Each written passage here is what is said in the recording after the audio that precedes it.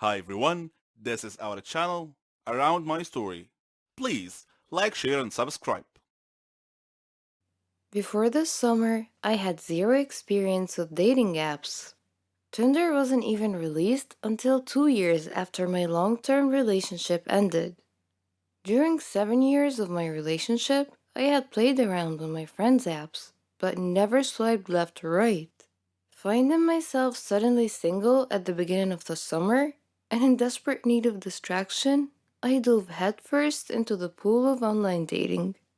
I started with Tinder because my town is too small for anything else, and my cold dead heart wanted casual dates and nothing serious.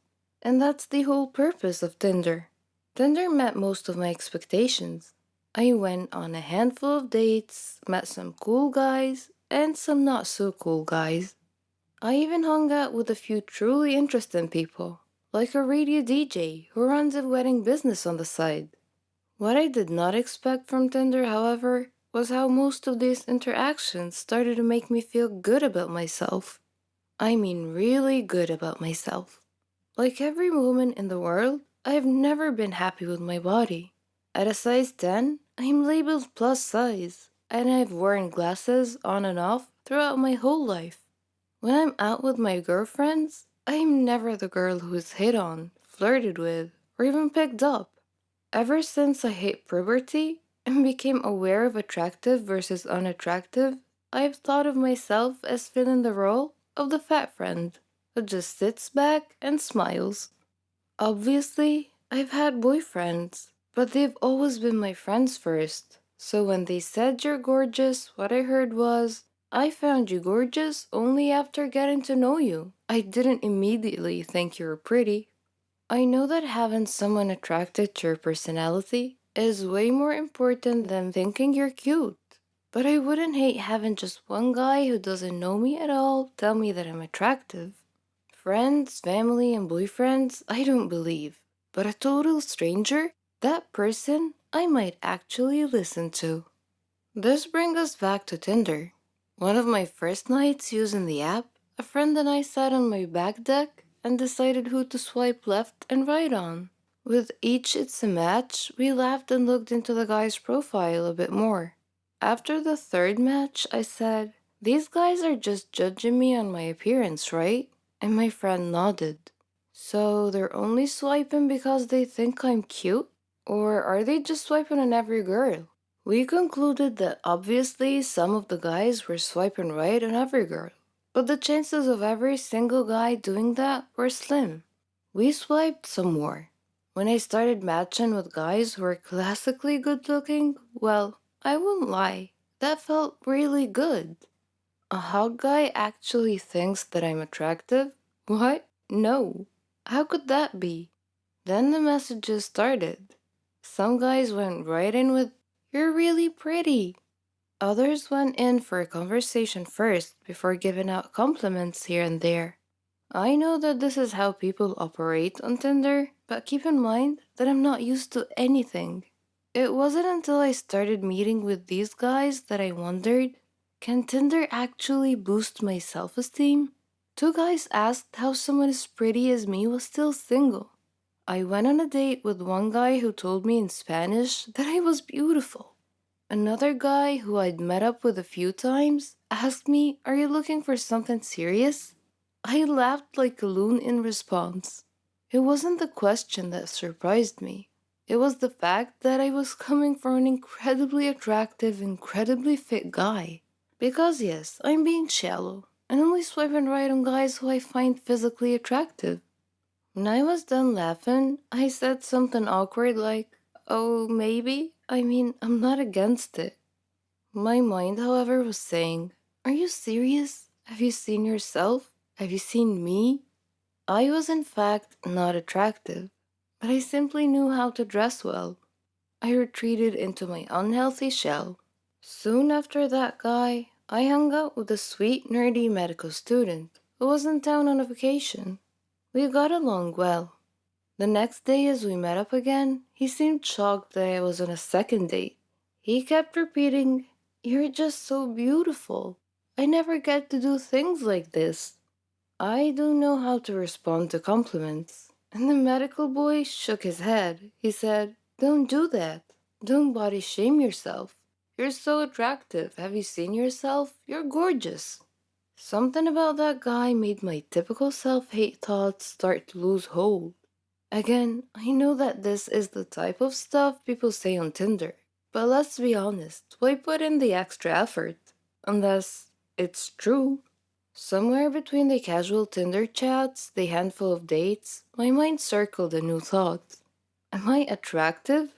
I stared at myself in my full length mirror.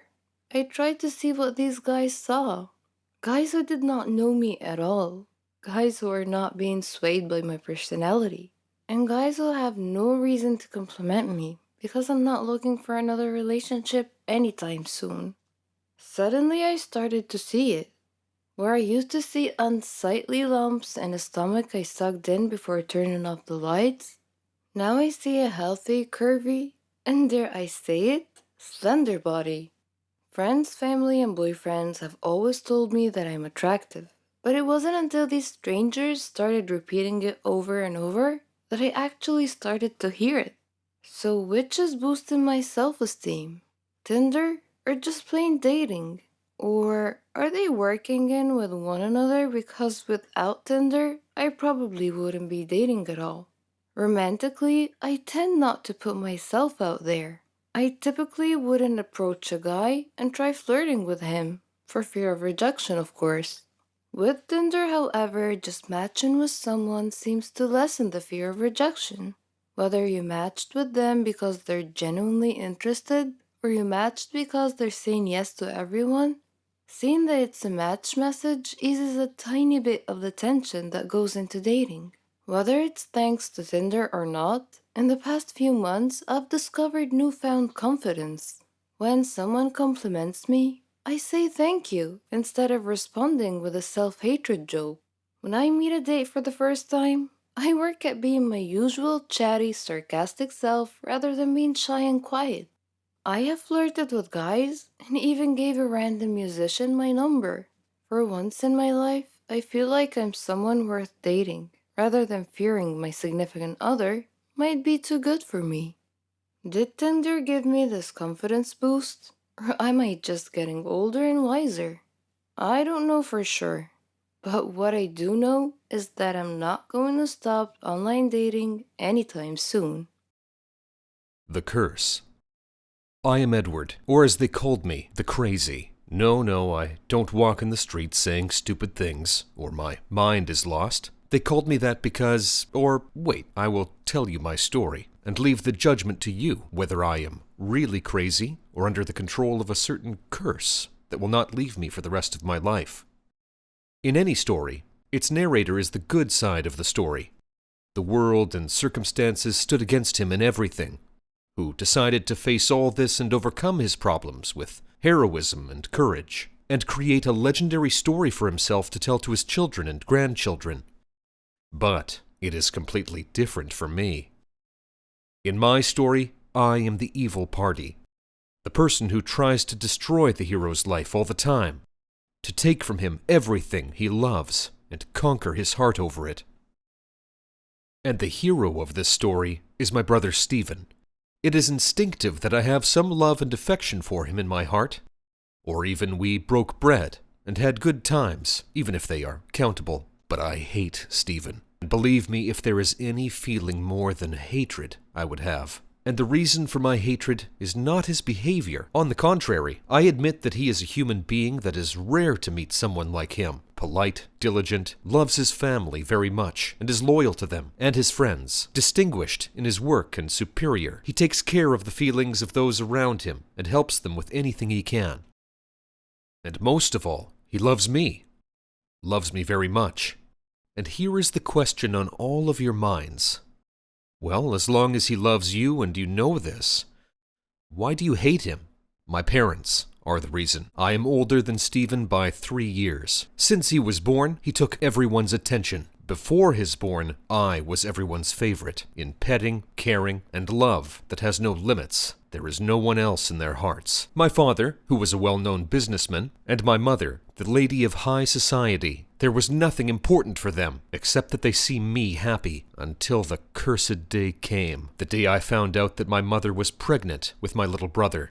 At that time, I was very happy that someone would come to share games and laughter with me, and I kept imagining how I would take care of him, and how I would be the elder brother to be proud of me. Once he was born, I felt that I would have a friend to be relied on, and he depended on me.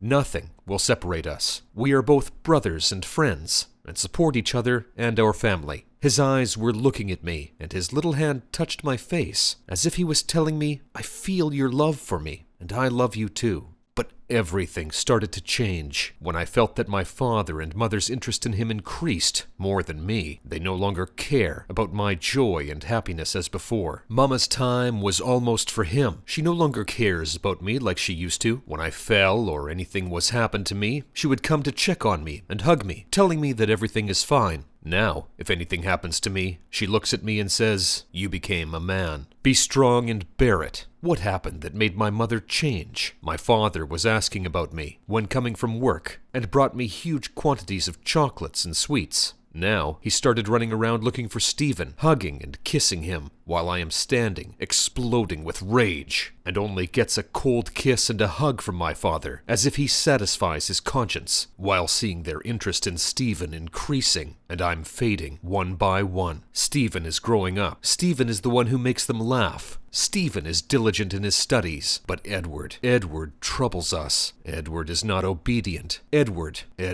Suddenly, I became the evil in that house, and Stephen is the innocent angel who never mistakes. A feeling began to rise in my heart that I could not explain, except that I do not want Stephen in my life. The idea of hurting him controls me, and I thought a lot about doing this. Like once, we were fighting over a toy. He cried loudly, and I took it from him. I felt nothing but a blow on my back from my mother's hand, while she annoyed me and told me, "Don't take anything else from your brother." She carried him and snatched the toy from my hands, and left me crying.